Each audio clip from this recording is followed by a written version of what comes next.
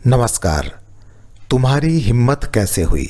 इस वाक्य का यूज़ हम कब करते हैं, यानी किस परिस्थिति में हम इस बात को कहते या बोलते हैं।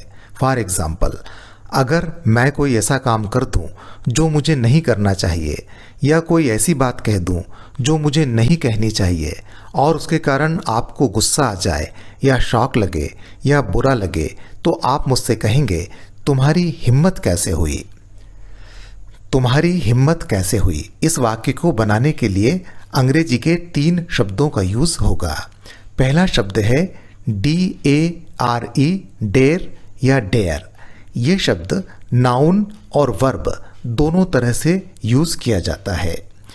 डेयर शब्द का अर्थ होता है हिम्मत या हिम्मत करना, और ये हिम्मत 2 तरह की हो सकती है। वो पॉजिटिव सेंस में भी हो सकती है और नेगेटिव सेंस में भी। एक तो ये कि कोई कठिन या खतरनाक कार्य करने के लायक हिम्मत होना, तो ये पॉजिटिव सेंस में है। या फिर अपने अधिकारों से बाहर जाकर अशिष्ट, असभ्य या मूर्खतापूर्ण कार्य करने की हिम्मत करना, जिसे हम गुस्ताखी करना या धृष्टता करना भी कह सकते हैं। तो जब हम बोलते हैं तुम्हारी हिम्मत कैसे हुई, तो इसी दूसरे अर्थ में ही उसे हम बोलते हैं। तो पहला शब्द हुआ डेयर, दूसरा शब्द है हाउ और तीसरा शब्द है यू।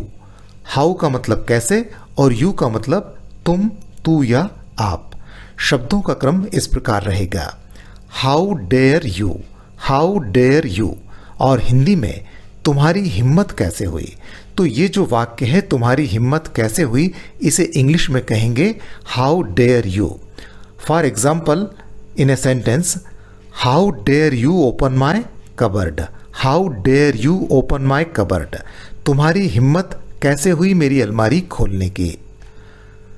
तो उम्मीद है आपको ये जानकारी पसंद आई होगी। ऐसी ही जानकारी के लिए देखते रहिए इंग्लिश गुलदस्ता। नमस्कार।